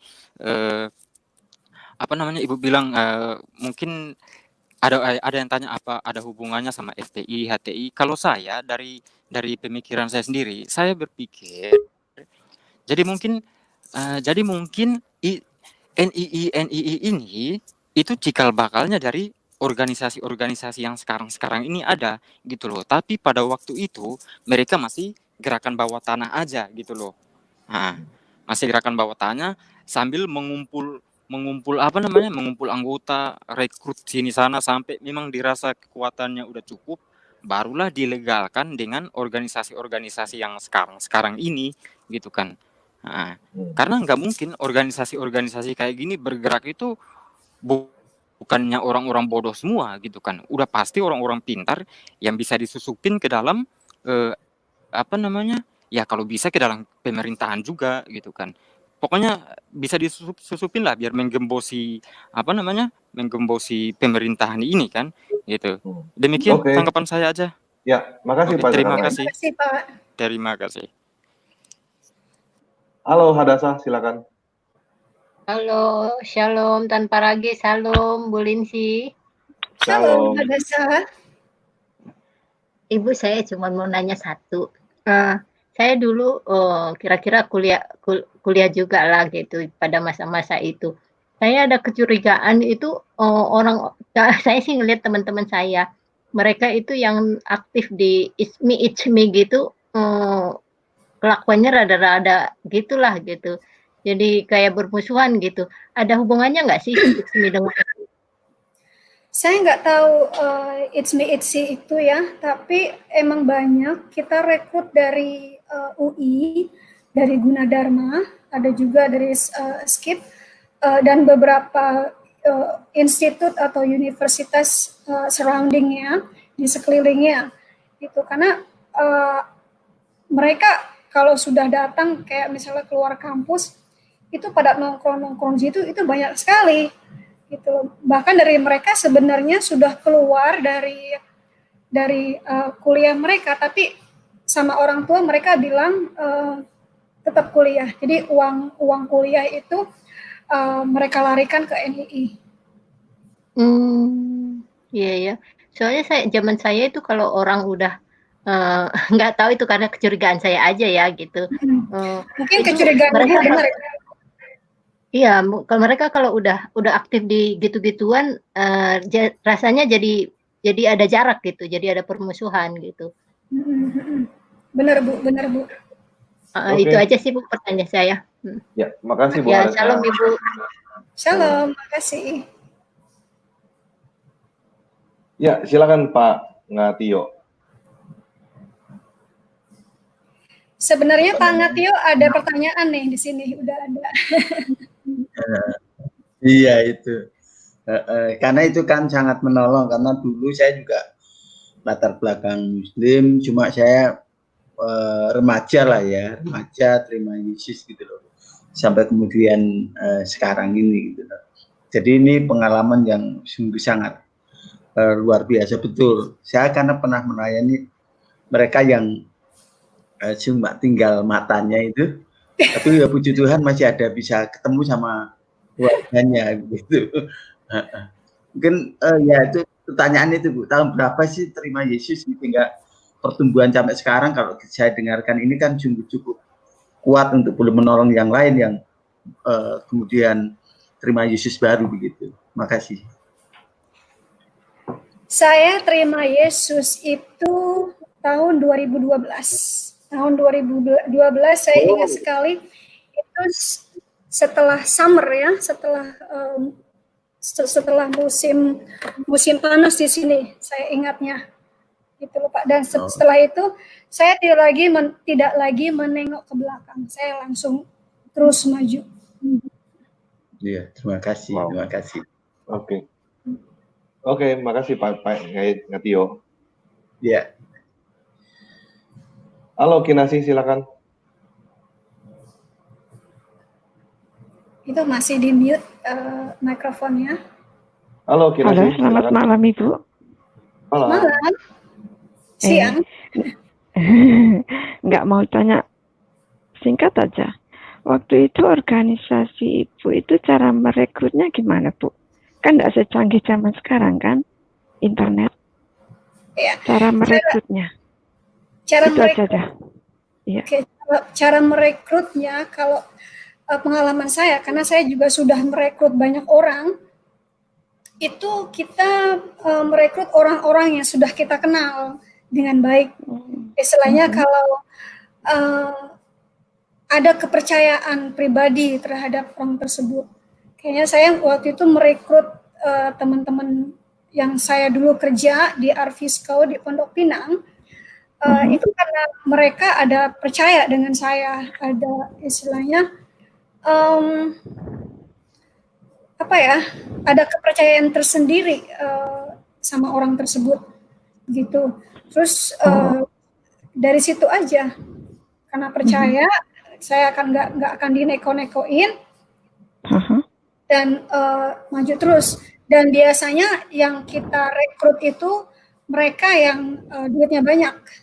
Biar infonya banyak begitu. Iya, makasih Bu. Makasih. Makasih Bu Kinasi. Iya. Bu Linsi berarti udah pernah ngerekrut orang berapa banyak Bu? Saya sudah merekrut satu teman saya yang anak Arvisco di Pondok Pinang. Saya rekrut juga sepupu saya. Terus teman-temannya sepupu saya rekrut juga. Ada sekitar 5 orang kali ya. 4 perempuan, 1 laki-laki. Sebenarnya kegiatannya tuh ngapain sih Bu? Kegiatannya itu benar-benar diakidahkan,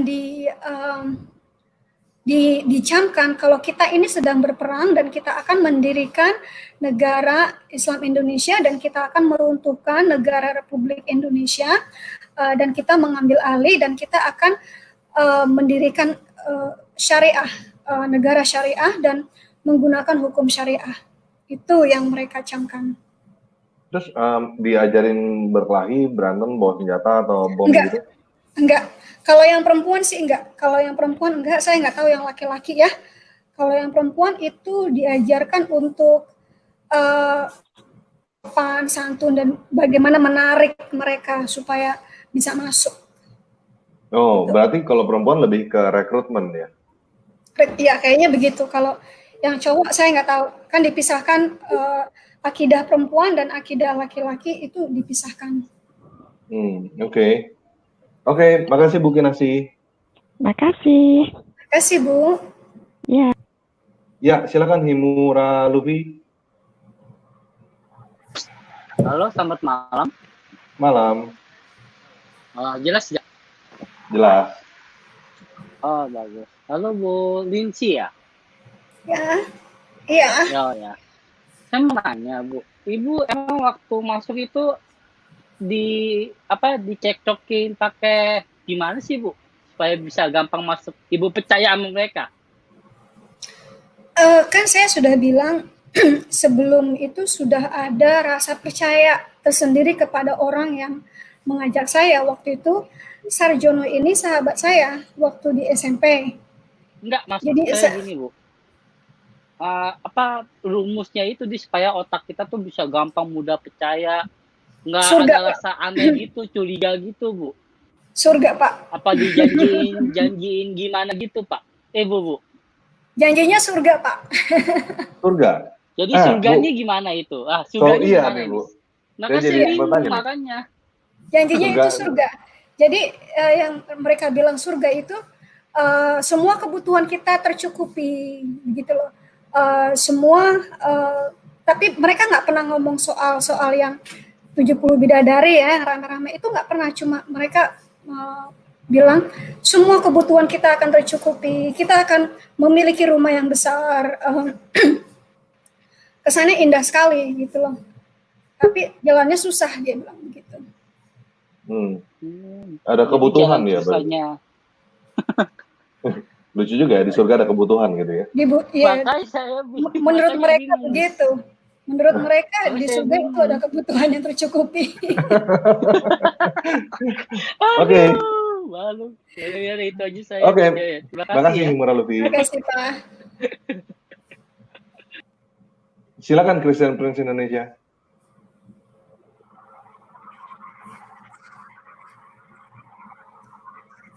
Halo, silakan Christian Prince Indonesia.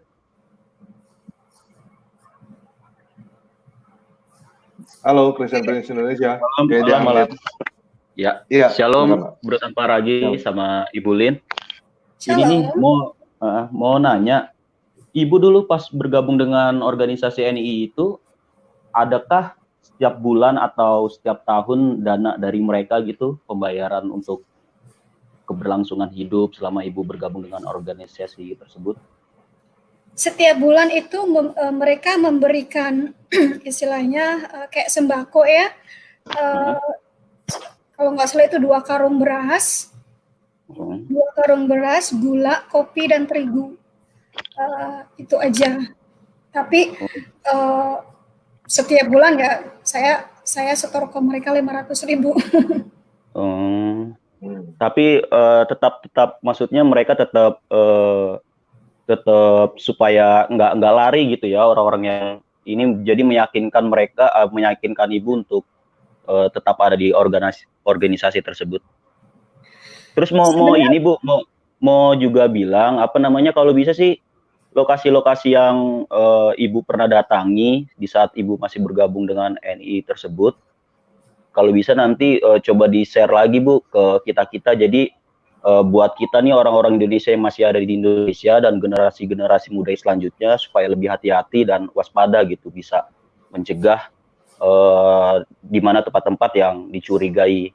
Karena terus terang rumah saya juga ini, saya kan tinggal di Depok Beji nih.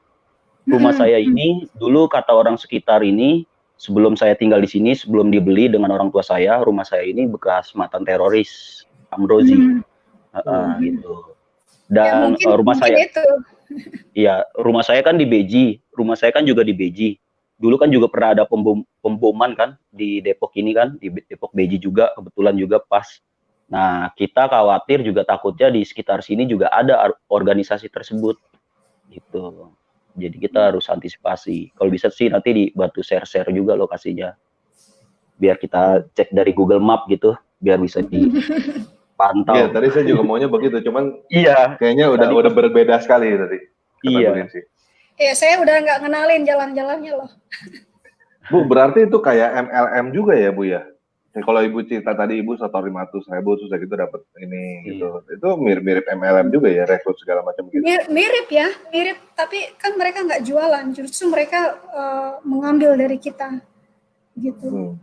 Oh, malah mengambil ya? Karena setahu saya sih mereka malah memodali dan mencukupkan anggota-anggotanya gitu supaya makmur dan tetap mau bergabung dengan organisasi tersebut hingga berani berjihad.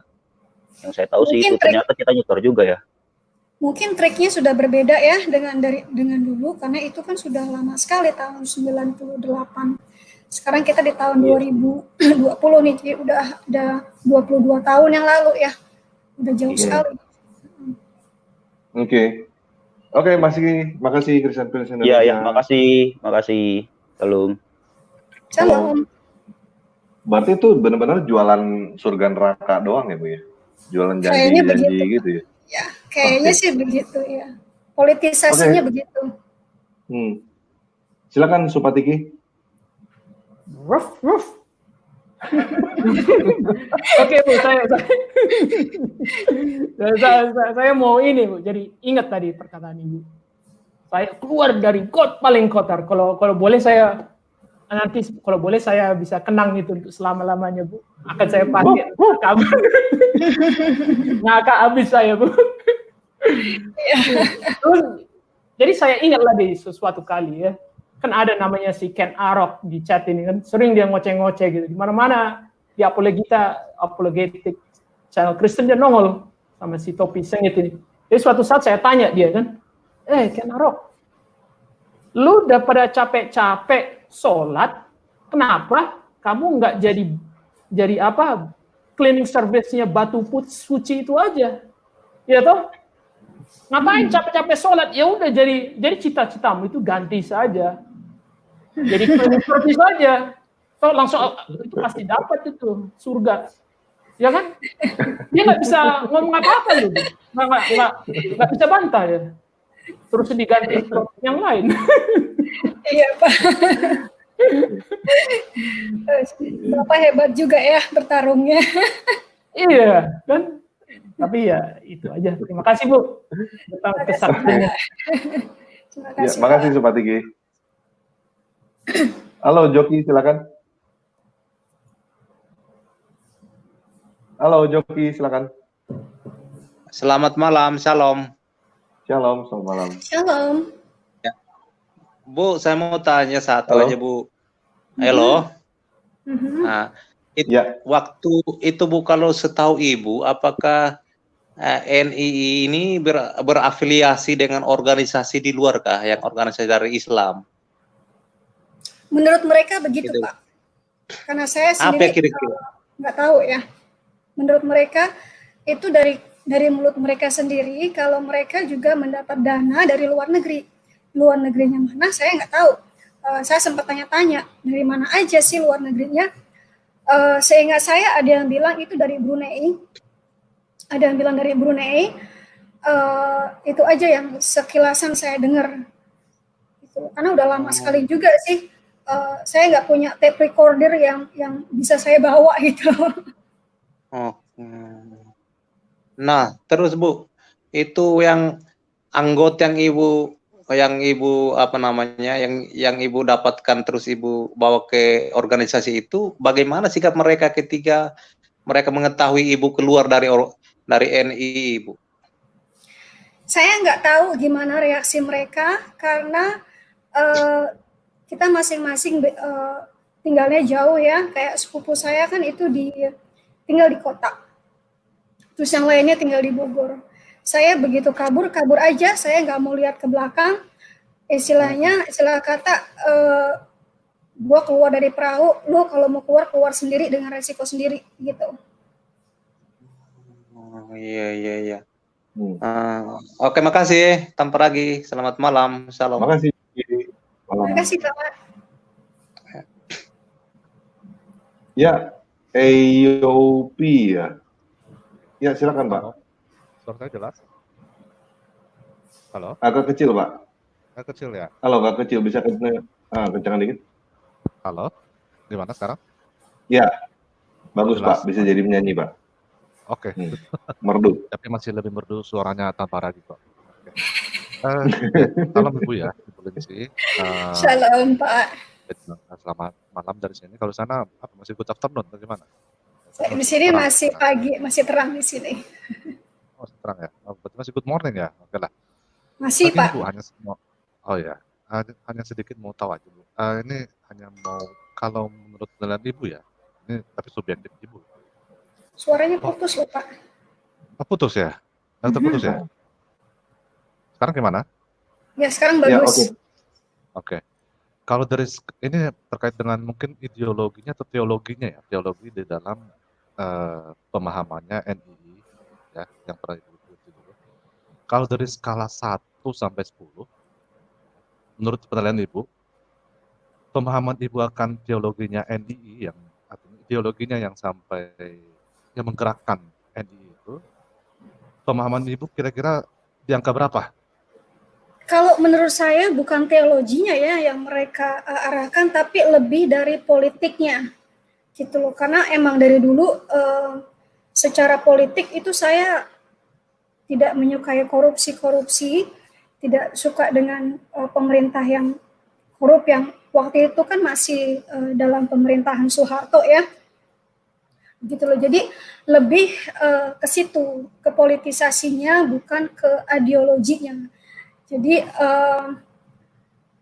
apa ya istilahnya, ada motivasi dalam politik, begitu loh Pak. Bukan politiknya NI sendiri menurut Ibu lepas dari teologinya gitu, artinya lepas tidak, mereka bukan karena tidak dorongan bukan karena 70 bidadari ya, bukan karena itu, atau tapi memang lebih ingin menguasai negara-negara selain Indonesia dan lainnya. Oke, ya. Sedikit aja saya tambahan, maksud saya karena pernah saya ngobrol sama teman, jadi seperti apa namanya pelaku bom Bali dulu kan, Ambroji atau Imam Samudra itu. Andaikan mereka ngobrol beradu teologi lawan kiai-kiai yang nasionalis atau yang Nusantara, belum tentu juga bisa kalah, bisa patah gitu dalil-dalil teologis ya para pelaku tindakan itu Imam Samudra belum tentu bisa dikalahkan tentunya dalil teologisnya gitu. Makanya mereka hanya harus dihukum karena secara politik mereka kalah gitu. Makanya saya masih percaya, kalau saya pribadi sih masih percaya bahwa masih ada dorongan teologis, masih ada hal-hal teologis yang melatar belakang atau yang mendorong atau yang jadi bahan bakar atau yang jadi dasar ideologis atau filsafatnya sehingga terbentuk gerakan politis itu gitu. Itu sih. Tapi ya kalau menurut Ibu memang murni politik atau hampir tidak ada ideologinya ya oke lah Bu, nggak apa-apa sih. Itu aja. Ya. Menurut saya emang murni politik Pak, karena sudah dari tahun 48 itu kan yang mereka ingin mendirikan negara Islam Indonesia dan itu ternyata terus diteruskan. Oke, ya siap Bu, itu aja. Oke. Terima kasih Pak Yopi. Di Amerika ya. Oke Bu, terima kasih. Bu, jadi keinget tadi hari ini kan, bukan hari ini, kemarin ada berita yang DPRD di daerah kota Cirebon itu menolak untuk kayak anti khilafah gitu. Nah, pertanyaan saya, apakah zaman sekarang namanya khilafah kali Bu ya, NI ini Bu? Atau beda lagi? Mungkin mereka harus ganti nama ya, bukan NII lagi. Mungkin namanya karena mereka sangat licik untuk nama. Jadi bisa jadi itu khilafah, jadi bisa jadi banyak kemungkinan lah sel-sel mereka itu banyak sekali, kecil tapi banyak sekali, kalau digabungkan itu mungkin bisa memenuhi Jakarta ya. Jadi saya juga belum nonton itu videonya yang soal DPRD dimasukkan, diinfiltrate dengan apa sih para mujahidin itu, saya belum tahu. Cuman itu sih maksudnya kan ada kayak sumpah gitu, sumpah untuk anti komunis, terus pada saat bilang anti khilafah langsung berhenti, batal, langsung di skip gitu. Jadi komunis langsung ideologi yang lain-lain, jadi khilafahnya tuh nggak dibilang gitu. Jadi secara beda kalau saya rasa dulu waktu saya disumpah ya, itu tidak ada yang ada kata-kata komunis, tetap itu 5 syahadat, tapi menjunjung tinggi negara Islam Indonesia. Jadi itu diganti, proklamasinya itu diganti.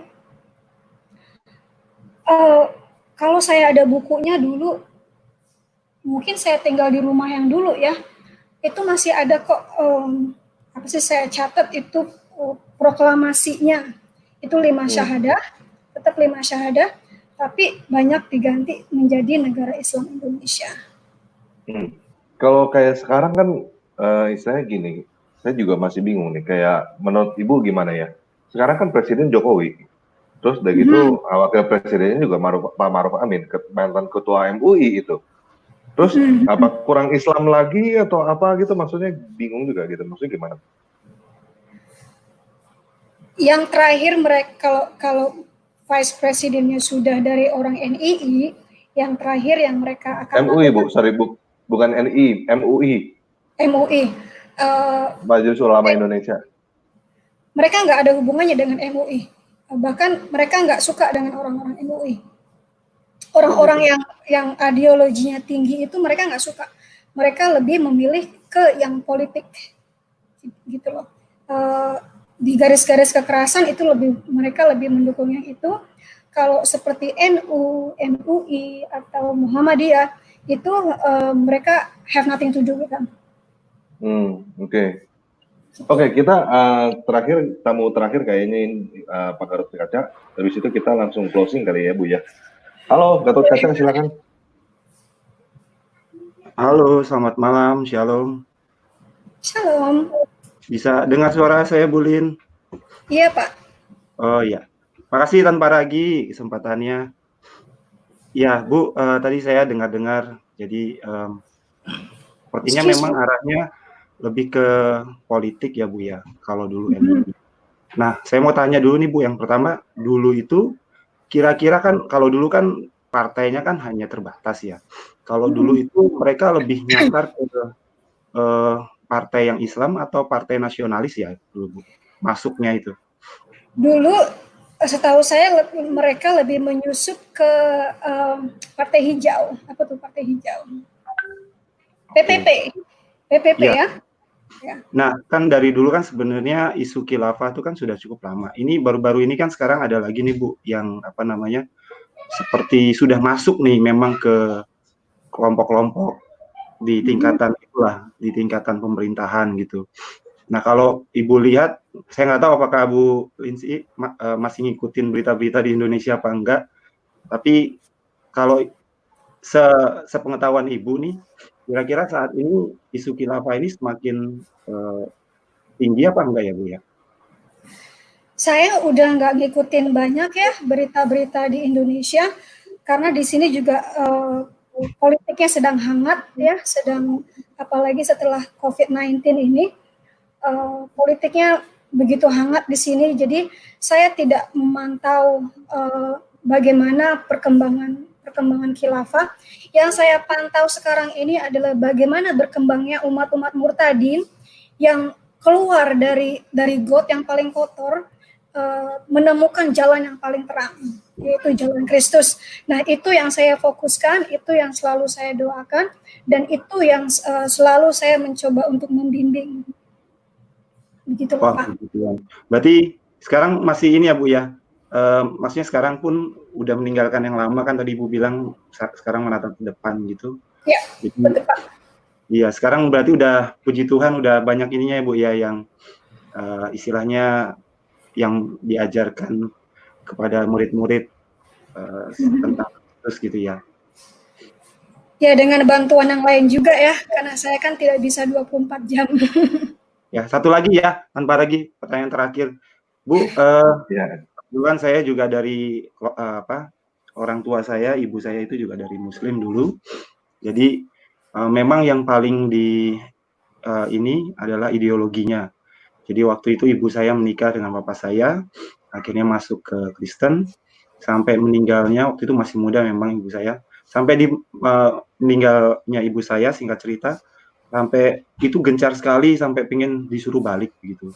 Nah Bu, pertanyaan saya, apakah memang segitunya Bu ya? Maksudnya terutama kalau di NII ya, nggak tahu ideologi yang seperti apa, tadi Ibu udah jelaskan sebenarnya. Tapi apakah memang akidah-akidah itu memang sangat ditegakkan ya Bu ya di dalam kelompok-kelompok NII ini? Jadi akidah yang terutama akidah yang seperti apa nih Bu? Saya pengen tahu sehingga saya bisa melihat oh ternyata seperti ini. Akidah utamanya gitu ya? Iya, akidah utamanya yang diajarkan di dalam keislaman yang tanda kutip ya, karena ini kan kalau menurut saya cukup ekstrim. Itu apa ya Bu ya? Apa-apa saja poin-poin di dalam situ? Itu jihad, Pak. Itu 100% jihad. 100% jihad. Jadi jihadnya masih ingat nggak Bu? Ayatnya mana tuh Bu yang di Quran yang dipakai? Yang saya ingat itu perangilah mereka orang-orang yang tidak percaya. Itu aja yang saya ingat. Perangilah mereka orang-orang. Nah, yang diartikan perangilah itu perang secara fisik atau perang secara non fisik? Saat itu saya juga tanya waktu itu, ini perang fisik atau perang apa nih? Mereka penjelasannya, si Pak Lukman ini penjelasannya, kita akan ke situ nanti, begitu. Tapi saat ini kita sedang perang merekrut dulu istilahnya prajurit-prajurit ya, umat-umat, supaya nanti kita bisa melebihi warga negara Indonesia, gitu. Jadi tujuannya ke situ, Pak. Oke, berarti apakah mungkin Bu yang kasus-kasus kayak ya mohon maaf kemarin yang terorisme dan sebagainya itu ada hubungannya nggak ya Bu ya, yang seperti ini Bu? Saya kurang tahu Pak itu. Kalau menurut saya, kalau mereka begitu itu ceroboh sekali, karena mereka ini sangat licin ya, sangat licik, sangat halus caranya, gitu loh. Tapi saya dengar dari Ibu Fatima, itu pemboman yang di Bali itu adalah kebocoran, begitu loh. Oke. Adalah kebocoran tindakan mereka. Oke, terima kasih Bu Lindsay. Sukses selalu, Tuhan memberkati ya Bu ya pelayanan di sana. Terima kasih Pak. Terima kasih Pak Ragi. Selamat datang. Oke, kita tutup ya buat teman-teman yang mau nanya. Bu, kalau yang organisasi seperti ini sebenarnya ini satu organisasi atau sebenarnya banyak organisasi yang berbeda-beda sih Bu? Hanya satu organisasi, tapi karena selnya banyak, kelihatannya mereka sendiri-sendiri, tapi enggak. Itu mereka tetap satu. Oke. Ada yang ininya enggak? Maksudnya yang Ibu tahu selain NII ada lagi yang model seperti ini lagi gitu? Kayaknya enggak ya. Kayaknya itu aja yang saya tahu. Yang besar itu kayaknya di NII aja. Yang lainnya tidak kayaknya. Oke. Kita mau closing Bu, jadi saya minta Ibu ada yang mau dibicarakan untuk teman-teman di Indonesia. Yang pertama untuk yang masih Muslim, terus yang kedua untuk Murtadin, yang ketiga untuk yang Kristen Bu. Yang Ibu bicarakan. Saya akan doa aja ya dari situ, mungkin bisa terlihat kemana tujuan saya. Gimana kalau gitu? Ya, boleh silakan. Oke. Dalam nama Yesus, Bapak, kami berkumpul bersama di sini ingin memberikan rahmat kepada bapak-bapak dan ibu-ibu yang sudah keluar dari Islam dan saat ini menjalankan kekristenannya. Bapak, berikan berkah kepada mereka, berikan penerangan dan kekuatan kepada mereka, dan untuk yang masih Islam, Roh Kudus bekerjalah untuk mereka, bekerjalah agar mereka bisa melihat siapa Engkau yang sebenarnya. Tunjukkan dirimu, karena aku tahu Engkau akan menunjukkan siapa Engkau. Terima kasih Yesus, terima kasih Roh Kudus. Dan kepada Muslim yang masih Islam nih, coba kalau berdoa diakhiri dengan dalam nama Yesus. Gitu. Oke, Bu. Oke, berarti udah ada lagi yang mau disampaikan, Bu? Kayaknya itu aja ya, ini baterainya udah mulai habis nih di sini. Oke, kita close berarti pertemuan kita kali ini. Terima kasih banyak Bu Lindsay.